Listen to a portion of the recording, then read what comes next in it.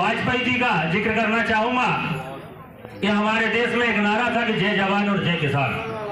जब हमारे देश में ये नारा था, जब हमारे देश में कोई संकट आता था और हमारे को देश को पड़ोसी देश हमारे देश को आंखें दिखाया करते थे, पड़ोसी देश हमारे आंखों में आंख डालकर बात नहीं कर पाते थे, हम उस समय हमारे अटल बिहारी वाजपेयी साहब ने पोखरण में परमाणु बंद करके और ये शक्ति दिखाई और जवानों को जो पुराने सामान दिए जाते थे, जो सुविधाएं नहीं दी थी, उस सुविधा पे करके पहली बार उन्होंने जवान हमारी सेना को मजबूत किया।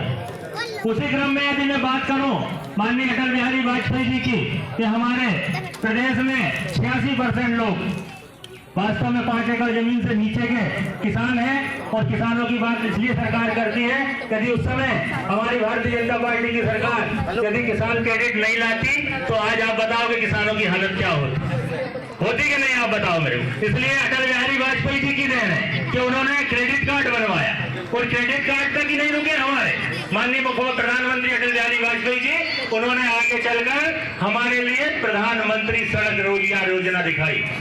ज्यादा समय नहीं हुआ है मित्रों, 8-10 साल पहले आपके आशीर्वाद से और आपके स्नेह से आप लोगों ने मुझे जिला पंचायत में चुना था और मैंने जिला पंचायत में आपके आशीर्वाद से उपाध्यक्ष पद पर रहते हुए जब मैं इस काटल क्षेत्र में चुनाव लड़ा था तो यहाँ धूल के अलावा कोई चीज नहीं थी। पर 8 वर्षों से भारतीय जनता पार्टी ने इस जिला पंचायत के अंदर 500 करोड़ कर आपके विकास कार्यों पर मोहर लगाई है कि नहीं? आप लोग चुपचाप क्यों बैठे हो?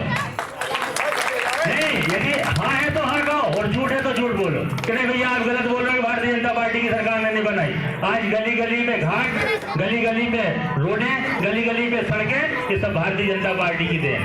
और शहर में जो पलायन होता था उसको प्रधानमंत्री साहब माध्यम से यहाँ पर रोका है मित्रों।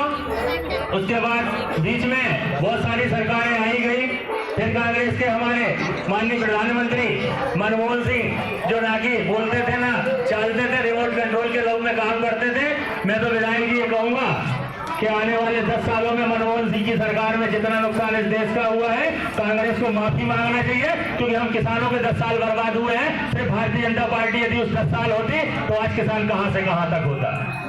किसानों की बात करूं तो पहले हम लोगों की जमीनें 20,000 रुपए एकड़ से जाती थी। हमारी पार्टी कहती है कि हम आपकी आय दुगनी करेंगे। यदि 20,000 रुपए एकड़ जाती है और आज 40,000 रुपए एकड़ नहीं जा रही, दुगनी नहीं थी, तो क्या किया आप बताओ मेरे भाई? फायदा तो हुआ ना।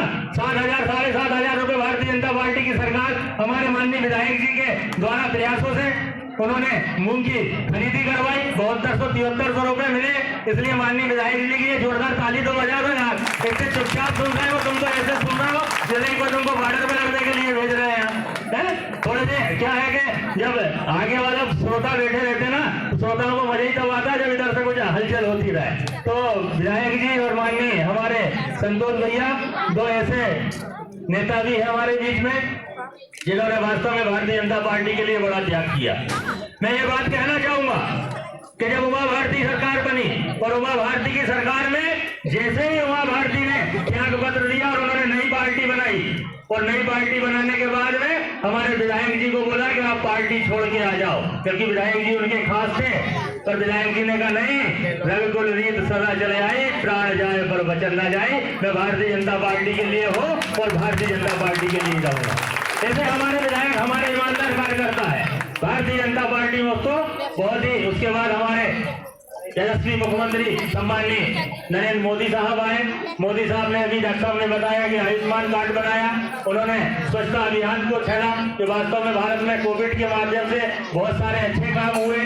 उसके बाद में वहीं तक नहीं रुके, और भी बहुत सारे उन्होंने काम करके दिखाए। बहुत सारे वक्ताओं को बोलना है भारतीय जनता पार्टी के बारे में, तो मैं इतना ही कहना चाहूंगा कि ना अगड़ों की पार्टी है मित्रा, ना पिछड़ों की पार्टी है, न जात पर आधारित पार्टी है, न धर्म पर आधारित पार्टी है। भारतीय जनता पार्टी तो मित्रों देशभक्तों की पार्टी है।